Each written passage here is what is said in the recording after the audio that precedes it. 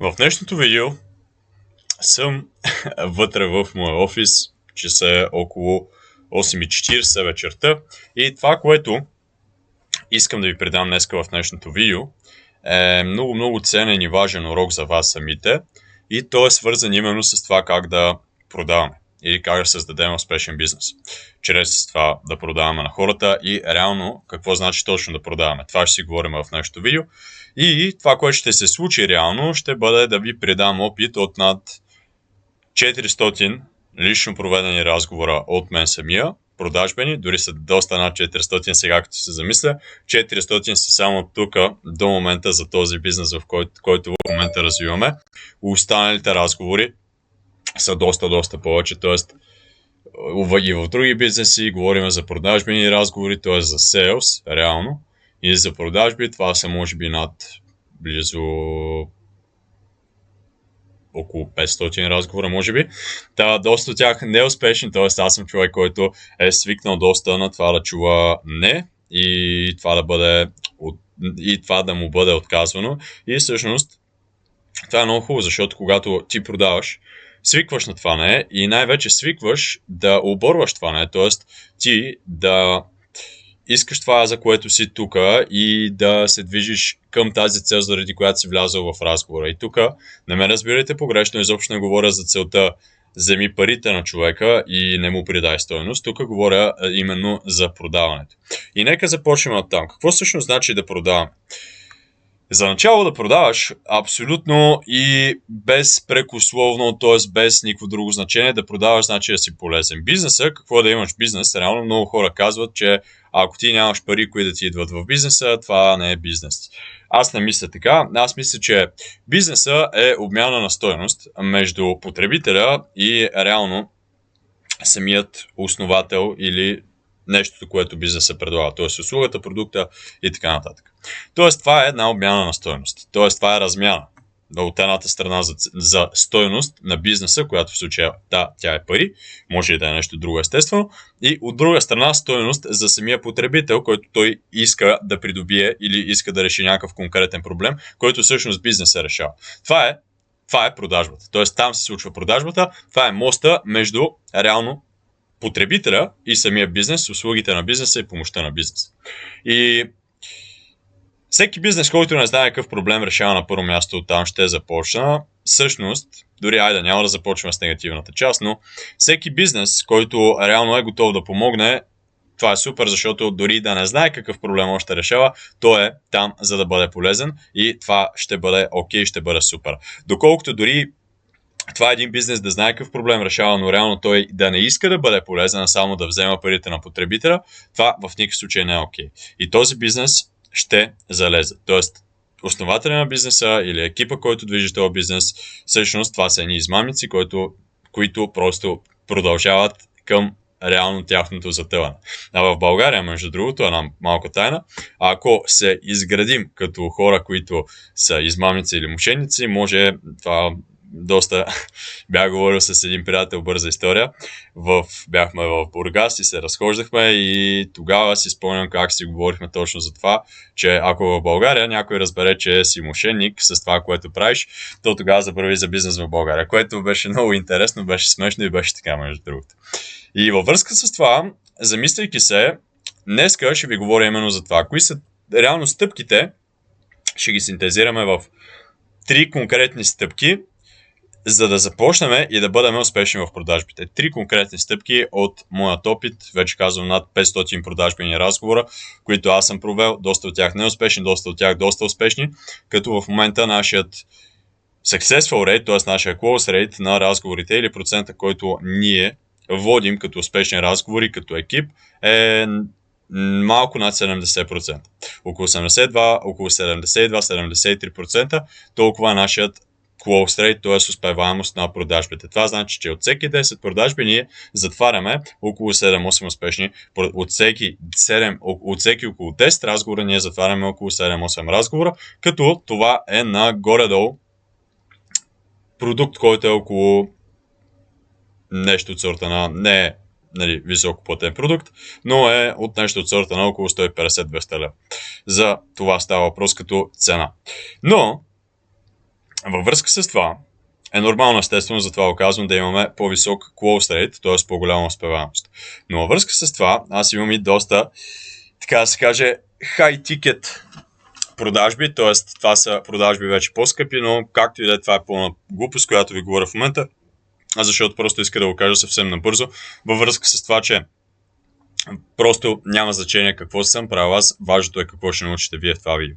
И това, заради което съм тук, и това, което искам да ви кажа, е именно следното, че когато стартираме, затова започнах с този мост и продажбата, какво също значи да продаваме, това значи да бъдем полезни и да придаваме стойност на отсрещната страна. И когато стартираме, особено бизнес, дори да не знаем откъде, дори да не знаем какво ще правим точно и как ще го правим, най-важното е да тръгнем с интуицията, че ние ще бъдем полезни. И по този начин, когато ние направим останалите неща, вярно, повярвайте ми, ние ще успеем и ще успеем да създадем един успешен бизнес. Защо? Защото когато тръгваме с нагласата ние да бъдем полезни, да придаваме стойност, автоматично ние не се намираме в ситуацията да продаваме, да сме селсмен, да сме човек, който просто иска да вземе парите от отсрещната страна, а когато ние искаме да помагаме истински, ние се превръщаме в консултант. Т.е. човек, който наистина иска да бъде полезен на отсрещната страна и иска наистина да помогне на отсрещната страна, т.е. на потребителя, на който всъщност има конкретен проблем. Ние сме там, за да види този човек, че ние реално се интересуваме за него и че ние реално искаме да решим неговия проблем. Как става това нещо? Смея да твърдя, че най-голямата част от продажбата е самия продукт. Тоест, какво значи това нещо? Ако човека, който води разговора, не вярва, че продукта, който реално се дава на отсрещната страна, т.е. се прехвърля през моста от бизнес към потребител и самият човек не вярва, че този продукт ще решава даден проблем и самият човек, който води разговора, не вярва в функциите, не само в функциите, но и в ползите, че този продукт наистина може да даде конкретният обещан резултат на потребителя, то тогава самият разговор е обречен на провал. И това винаги ще бъде така. Абсолютно винаги. Докато отсрещната страна от двете, т.е. това е едната страна, другата е, че човекът всъщност, който води разговора, той ще вярва, че този продукт, който се продава или услуга, той е полезен и ще даде на 100% резултат за отсрещната страна, не заради друго, защото просто това се е доказало с времето, имаме резултати и всичко останало. И или е работило за нас, или в най-добрия случай е работило за други, което наистина ни дава много голям стимул. Трик към това нещо. Първият урок е, пак казвам, да не сме хора, които продават и искат да вземат пари, а да сме хора, които искат да помагат. Това е трик номер 1, стъпка номер 1 от към това да продаваме успешно. Много важно нещо. И от тези, пак казвам, разговори, които водиме в момента, ние сме хората, които имаме над 70-80% close rate, затова можете да ни слушате. Така че, това е измерено в различни дни, винаги е различно, но това е истина, която е близка до вас самите, т.е. не е измерена в милионни цифри, ние сме хора, които сме доста по-близко до вашето ниво, така че това е именно причината, поради която вие можете да учите много по-добре от нас. Давам друг пример, когато сме били в училище, как сме учили, когато не разбереме примерно урока от учителя, пример. Просто питаме някой ученик.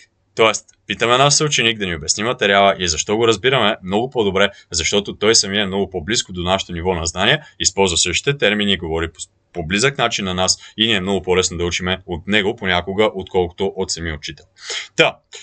Сега, естествено това трябва да е подкрепено и с резултати. Пак казвам, затова казвам тия цифри. Но, първа стъпка, бъдете полезни. Как става това нещо? Вярвайте в това, което давате на хората.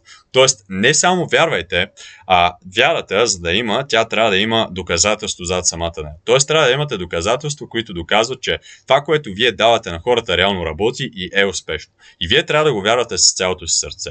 И оттам нататък има точно тази разлика. Хората са много добри в това да помирисват дали човекът е с нагласата да му продадат, или човекът е с нагласата да бъде полезен на отсрещната страна. Тоест, когато говорите с някой, имате предвид, че този човек със сигурност на 100% ще надуши вашата интонация, ще надуши вашата интуиция най-вече и това, което искате да направите с него. Тоест, дали искате да му бъдете полезни или дали искате да му продадете. И всъщност как да вярваме и как да вярваме в това, което продаваме. Много е лесно. Това, което трябва да направим е Просто да имаме доказателство, както казах.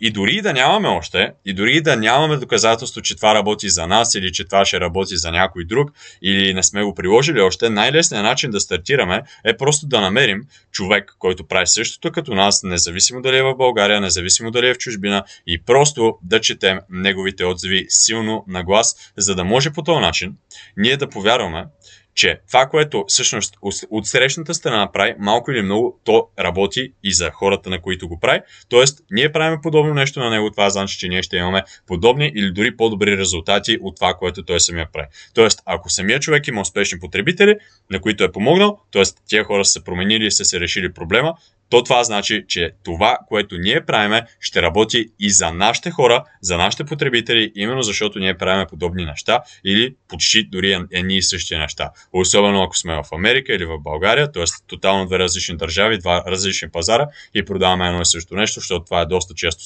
реално виждано нещо. Така че, именно когато имате това доказателство, това социално доказателство от хора и от отзиви, които казват, че това нещо работи, представете си колко много това ще повиши вашата увереност и вяра в това, което вие правите. Дори това да не са вашите отзиви, нали, да не са конкретно за вас, а да са за някой, който прави подобно нещо на вас, това пак работи изключително добре, единствено и само когато стартирате. Естествено, след това ще ви е много по-лесно, когато се имате вашите собствени отзиви и вашите имена са вътре в тези отзиви. Така че това е много полезно и ви дава много голяма вътрешна сила, с която да действате напред. Така, това е първата стъпка към това да продаваме успешно, именно и да бъдем успешни, наистина да искаме да помогнем. Това е, да искаме да помогнем, това е много голяма стъпка, но затова това е най-важното нещо, да бъдем успешни в продажбите. За да бъдем успешни в продажбите, ние трябва да бъдем полезни на потребителя, на който продаваме. Окей, супер, добре, това е стъпка 1, стъпка 2 е доста вече по-практична и тя е именно да мълчим. Какво значи това нещо? Доста от учителите и доста от учениците, които са по-разговорливи, аз съм чувал родители как казват понякога и виждал съм такива примери във видеа, как хората казват и особено в други държави, как се казва именно това, че ти говориш много, значи ще станеш много добър продавач.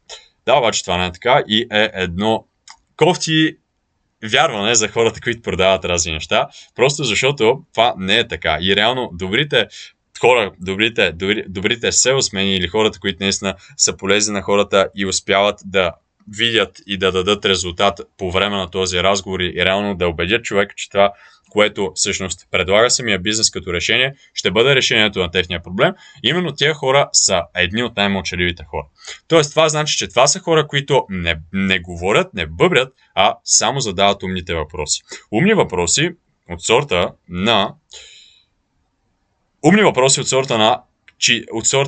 на чието отговор е позитивен отговор. Това е нещо много силно за начало. Това съм го чел аз лично от преди доста време от книгата на Дейл Карнеги. Във връзка с това тя е доста известна, може и доста от вас да се чели, предполагам, че са. Именно как да печелим приятели и да влияеме на другите.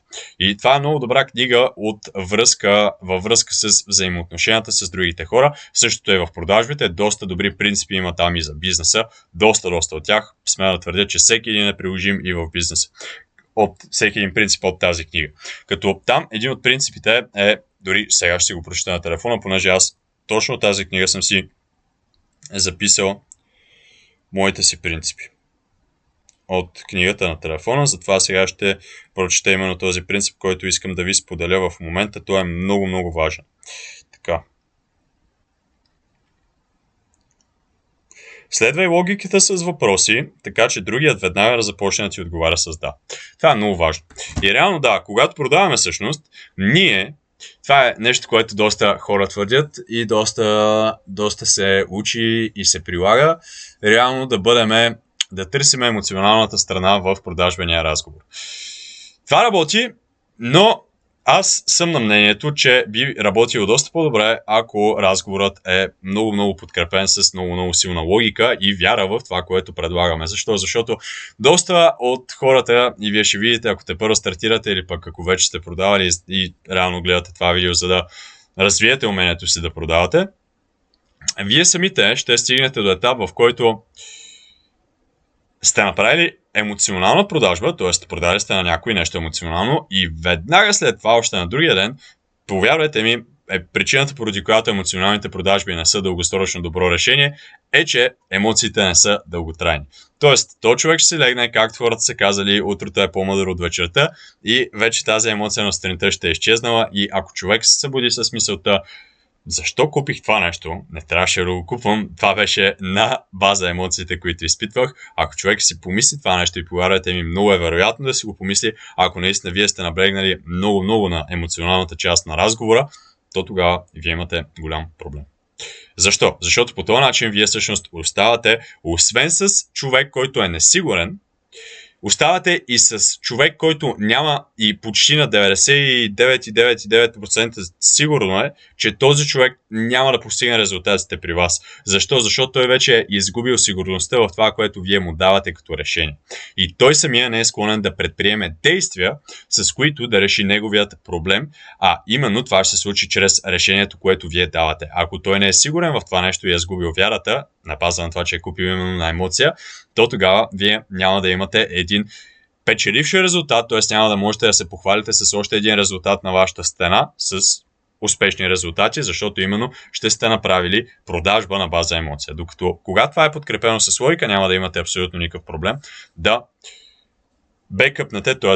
да осигурите успеха, така да се каже, на този човек, защото той ще знае какво решение е взел и тази логика, тези буквално на чисто неврологично ниво, невронните връзки, които са се създали, те ще държат тази логика силна и това ще бъде един много дълго научен урок, много дълга картина, която се е подредила в главата на човека по време на този разговор, която картина ще му помага да продължава напред, без да се замисля за абсолютно нищо, без да се замисля за емоции и без дори да му е нужна в повечето случаи мотивация, защото реално ние не сме взели решение на база емоция, а на база конкретна логика по време на този разговор. Именно затова мълчете повече и се опитвайте, много е важно, опитвайте се в тази връзка да задавате умните въпроси. Тоест, успешният човек на продажбите не е човека, който говори най-много в разговора, а е човека, който най-много слуша и най-много задава въпросите. Защо? Защото когато говорим, ние сме много уязвими. Давам пример. Ние трябва да внимаваме много какво ще кажем. Това е една от причините, поради която хората и много успешни хора в света са много внимателни по време на интервюта и са много внимателни за това какво казват, защото те знаят, че това се гледа от милиони, хиляди, милиарди, трилиони хора по целия свят и думите, които те изричат, много лесно могат да бъдат провокирани, могат много лесно да бъдат поправени и много лесно могат да бъдат разбрани по тотално различен начин от различни хора. Затова тези хора, именно много успешните хора, много често не говорят или много често трябва да се подбират много внимателно думите, когато говорят. И това е много важно нещо. И затова също е в разговорите. Представете си, че бивате наблюдавани от милиарди хора и говорите по телевизията. Най-вероятно ще внимавате какво казвате и затова идеята е да оставаме от срещната страна да разкрие именно нейните проблеми. И трета стъпка е вече реално самата част на затваряне на цялата структура, когато ние сме влезли с вярата, че ние може да помогнем и целият разговор сме водили именно по този начин. Минали сме през стъпка 2, която е била ние по този начин с нашата вяра вътре да задаваме умните въпроси. Т.е. това означава не да казваме неща като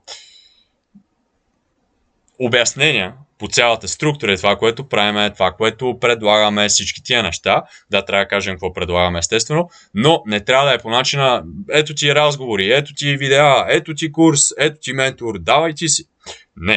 Не трябва да е по този начин, трябва да е по начин, по който да бъде лесно смилане на базата на въпроси за самия човек. Защо? Защото по този начин всъщност нишките в главата на човек се навързват много по-логически и той самия реално това се случва. Нали? Какво е нужно за една успешна продажба?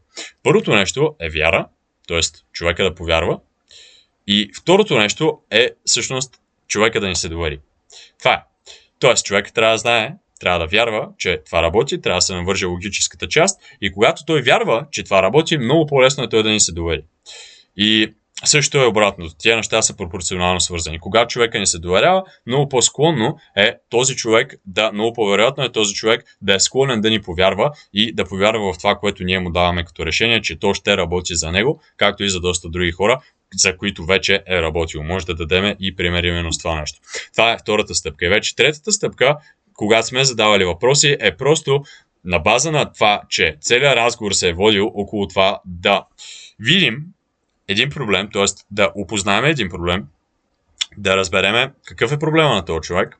Това е целта на началото на целия разговор. Когато минаме през стъпките, след малко ще дам и пример с това, просто съм оставил един примерен скрипт за накрая, но когато минаме през тези стъпки и стигнем до още в началото да определиме какъв е проблема на човека, чак тогава, когато сме опознали целият му проблем в много големи мащаби, с това, с всичките му затруднения, с това, което е опитал, с това, което той иска да постигне, с това, което той не иска да прави, за да постигне всичко това, което иска, когато сме разбрали за тия неща, именно тогава ние предлагаме и представяме това, което имаме като решение. Като не го представяме, пак казвам, по структурата, ти получаваш разговори, ти получаваш ментор, получаваш и видеа.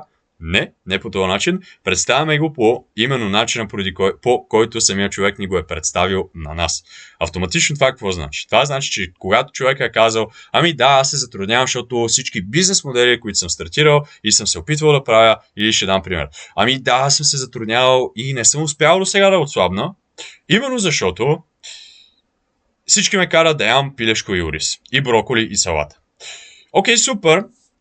Това, което ние ти предлагаме обаче, вътре в нашата програма, например, или в програмата е ти самата да получиш възможността да не ядеш пилешко, броколи и ориз постоянно през целия ден. Как става това нещо? Това става чрез това да ядеш това, което обичаш, но да не го ядеш в големи порции, а да го ядеш в порциите, в които ти е позволено. Тоест ти ядеш храната, която обичаш, на база на порциите, на които ти е позволено да ядеш. И по този начин ние не сме намесвали никакви калории, не сме намесвали абсолютно никакви макронутриенти, никакви въглехидрати и така нататък, за да се обясняваме и да осложняваме целият процес. А ние самите това, което сме направили, е, че сме споделили с човека какво е решението на неговото затруднение и проблем, което той е имал в бъдещето. Същото е с другия, с реално по-нататък. Човек е казал, бил съм примерно, или ако е жена, била съм в супер много програми за отслабване и така и не успя да отслабна. Просто защото това, което ми липсваше, беше някой да ме фане за ръката и да ме приведе през целия процес. Окей, супер. Именно заради това при нас разбираме, че това е бил голям проблем при тебе и заради това, примерно, Мария, при нас ти получаваш личен ментор, който да те фане за ръката и да те приведе през целия път, за да може първо да не си самотна и второ, чрез него, чрез неговата отговорност, която имаш към него, да постигаш още по-добър резултат. Плюс това, този личен ментор ти е мъж, така че ще си още по-мотивирана в целия процес. Пример, да речем. Това е една много добра идея, която ви давам в момента, т.е. и това е една много добра структура на оборване на конкретните проблеми на човека и представянето на нашата идея. Т.е. това, което ние трябва да направим в трета стъпка е просто да представим това, което имаме, не по скучния начин, т.е. да се обясняваме, а просто да кажем, че всичко това, което предлагаме, реално е решение на всички проблеми, които нашият потребител, човека с който сме били в разговор, потенциалният ни клиент, е имал и за които ни е споделил по време на разговора. По този начин ние представяме крайната си, така да се каже, по този начин ние представяме офертата си в крайната стъпка и оттам нататък структурата е да кажем цената, т.е. цената, която всъщност цялото това нещо, което предлагаме струва и след това да преминем към да включим недостиг, т.е. да кажем реално нормалната оферта, както се случва продажбата, нали, трябва да включим недостига, т.е. да кажем, че това реално не е за всички, т.е. не всеки може да го вземе на тия условия, както примерно Мария в момента може да го вземе. Защо? Защото примерно цената се дига на всеки 10 нови човека с определена сума или пък например, затваряме програмата и няма да допускаме нови хора след средата на август. Тоест, това е момента ти да се включиш сега, защото работиме само с определен брой хора на база месец. Ето това е пример на недостиг, което е, че реално имаме определен брой хора, след които дигаме цената и това е пример за спешност, т.е. че ние затваряме програмата пък в средата на август, например, и ако не се включи сега, тя няма да може да се включи до не знаем кога, може да е до зимата и така нататък и това на нея и оставя един голям проблем. Когато сме казали цената, казваме тия две неща, за да може да подсилиме цялата структура и идеята и вече след това се случва реалната продажба с въпроса реално самата Мария какво смята за целият процес и въпросът към Мария, готова ли е тя самата да се включи в самата програма, за да може да постигне това, заради което е тук и да постигне това, което иска. Това е структурата, която ние следваме, това работи изключително добре при нас самите и най-често обаче един бонус. Винаги след този въпрос, понякога, но доста често, в зависимост какво продаваме, това работи както и за продажби на нещо не толкова скъпо, така и за продажби на доста по-скъпи оферти. Но когато правим тази продажба, когато си кажем тази финална част, винаги, абсолютно винаги накрая, бих казал, така бих заключил, бих казал винаги има конкретни възражения накрая на база разговора, който сме провели. Това може да са възражения от сорта: ами нямам време, т.е. да се обвини някаква външна, така да се каже, нещо, което ние не можем да контролираме, т.е. времето, или пък сега е много горещо, или пък в момента нямам пари. Всички тези реално външни въздействия, така ще ги нарека. Външни фактори, точно така. Всички тия външни фактори, като време, сезон, пари и така нататък. Това са външни фактори, които могат да бъдат оправдани. След това може да следва фактора, който е, например, нямам разрешението, примерно, от мъжа ми, или нямам разрешението от жена ми, т.е. някой друг, някой авторитет, и след това не съм сигурен, т.е. не съм убеден, т.е. аз самия не мога да реша. И реално аз мога, но имам някакви възражения, които са ми останали в главата. Това е идеята.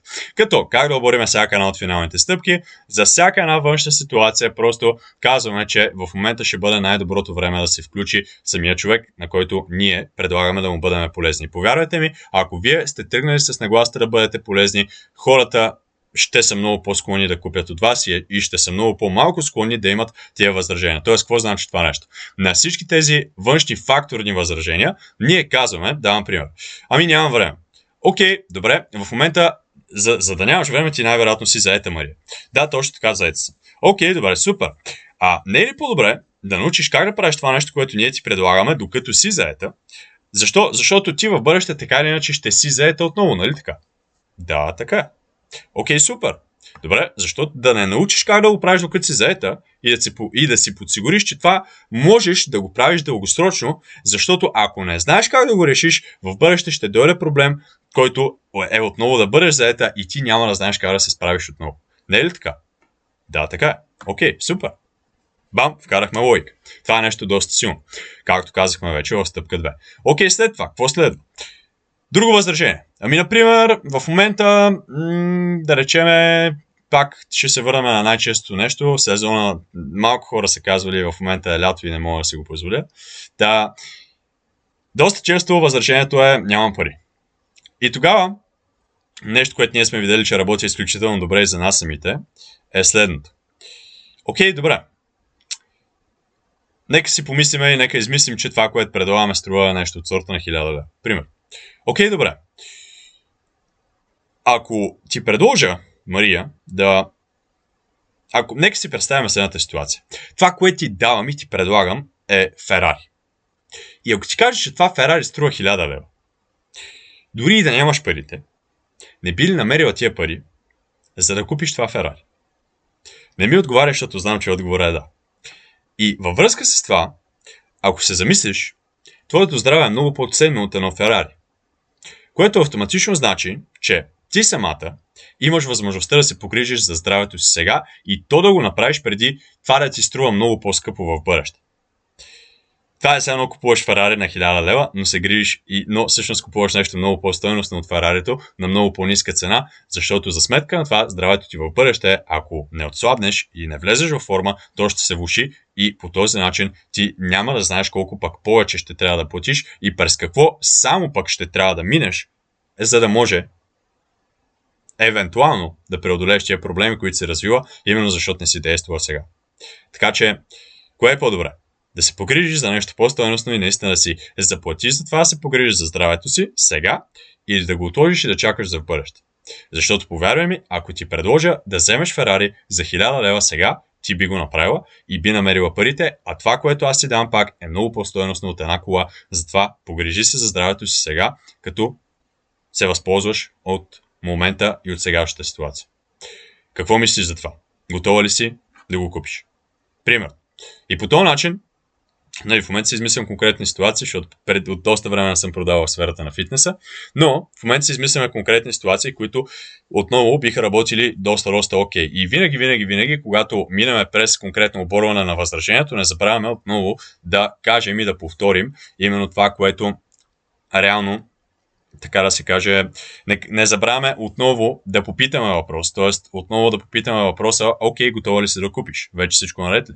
Оборихме ли възраженията, които те спираха от това да се включиш в програмата? Готова ли си да се включиш сега? И това е много важно, защото когато сме оборили възраженията, трябва да дадем възможност пък на човека да се включи отново, за да може той самия да знае, че той вече няма какво да мисли и че ние сме готови да му бъдем полезни. Пак казвам, това е главната цел.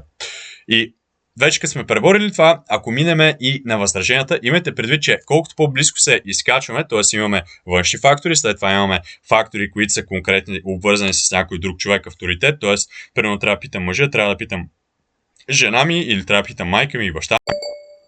Това е друг вариант, зависи на кой продаваме, но вече след това последната структура е да преминем към третия вариант, който е още по-близък, който е не знам и не съм сигурен. И по този начин, когато ние достигаме до този вариант, всъщност ние сме доста по-близко. И с всяка една стъпка се приближаваме все повече и повече до самият човек, който взема решение. И това е реално самият човек, с който говорим в момента. А ако отговорът е обаче, трябва да помисля, защото трябва да питам жена ми, например, или мъжа ми, то тогава ние казваме нещо доста очевидно и казваме, окей, супер. Нека помислим за следната ситуация. Мъжът ти би ли искал ти да си над 100 кг до края на живота си? Или жена ти би ли искала ти да си над 100 кг до края на живота си? Жена ти би ли искала след няколко години ситуацията ти най-вероятно, не дай си Боже, да се влоши и ти да изпаднеш в много по-сериозна ситуация, от която си в момента? Предполагам, че жена ти не би искала това и жена ти би искала най-доброто за теб. И най-вече, заради кого вземаш ти това решение? Дали го вземаш заради някой друг или заради самия себе си? Защото ако жена ти каже не и ти не вземеш решение, но след 5 години се намираш в много по-лоша ситуация, отколкото в момента, дали ти ще си човека, който ще си каже, окей, аз трябваше да послушам себе си, а не жена. Със сигурност ще си. Затова всичко това лежи на твоите плещи и това е решение, което ти вземаш за самия себе си и не забравяй това нещо, защото това е твой живот и ти реално отговаряш за своя живот, а не оставяш другите да отговарят за тебе, защото идеята е след това да не обвиняваме другите, а да знаем, че ние носим пълната отговорност над нашите решения. И идеята е да не съжаляваме за решенията, които вземаме абсолютно всеки един ден. И по този начин ние току-що казахме, че самият човек взема решение за себе си. И това е нещо, което избягва целият този скок от това, трябва да питам някой друг. И вече последното нещо е, не съм сигурен. Окей, това е супер, защото ние вече сме в зоната. Добре, току-що вече говоря с човек, който взема решение и само трябва да преборя това нещо. И едно от най-добрите неща, които аз самия прилагам в моите разговори, които правя, е, добре, да видим защо не си сигурен. И повечето хора казват, трябва ми време да си помисля. И ние казваме, окей, нека да помислиме заедно. Защо? Защото, за да може ти да стигнеш до конкретно, защо искаш да си помислиш? Ти искаш да си помислиш, защото искаш да стигнеш до нови заключения, които да те доведат до степента ти да вземеш решението, което е правилно за теб, нали така? Да, така. Окей, супер. Добре. Нека видим всъщност как се случва мисленето, за да може ти да достигнеш до етап на вземане на решение. Мисленето се случва с здобиване с нова информация. И ти в момента си мислиш, че когато си помислиш, ще достигнеш до нова информация, която ще ти помогне да вземеш решение. Но истината е, че ти всъщност имаш доста натоварен график, както знаеш, и повярвай ми, няма да ти остане почти никакво време, за да достигнеш до адекватно решение, което най-вече да бъде полезното решение за теб. И най-вероятно ще остане всичко това на заден план, и затова моментът е пред нас. Аз съм тук и аз съм човек, който може да те снабди с тази информация, която ти трябва, за да достигнеш до решението, което е най-ползотворно за теб. Затова това, което ти предлагам в момента, е да мислиме заедно с теб по време на разговора и аз да съм твоят източник на информация, защото аз съм човека, който може да ти придаде най-много знания, които на тебе в момента ти липсват на база програмата. Защо? Защото аз самият съм човека, който е създал програмата. Затова нека помислим сега с тебе в разговора и да видим всъщност заради какво ти самия не можеш да вземеш решение да се включиш сега. Кое не е окей за теб? И човек тук ще си сподели всички възражения. Например, цената ми е твърде скъпа. Тогава се връщаме на малко по-заден етап. Тоест тук човека от този етап може да мине малко по-назад и да обвини външен фактор. Тогава даваме същите примери. Примерно трябва да помисля за това да го съобразя с жена ми. Връщаме се на същия фактор. И това са факторите, които след като преминем, вече ние не трябва да имаме конкретни възражения останали и вече оттам нататък се случва продажбата. За всичко това аз самия обяснявам много по-подробно вътре в безплатната ни общност Coach Free, така че ако ти самия имаш интерес за това да научиш 40 пъти повече информация за продажбите и за цялата структура от това, което споделих в това видео, може да се включиш вътре в безплатната ни общност. Отново напълно безплатно, линкът е отдолу в описанието по това видео, така че може да се включиш сега и очакваме да те видим вътре, за да може да те приветстваме и да стартираш силно, за да постигаш успехи в развитието на твой успешен онлайн бизнес на база твоето хоби или страст. С това действай смело и очакваме да те видим в общността за още повече знания, където да ти бъдем по-полезни.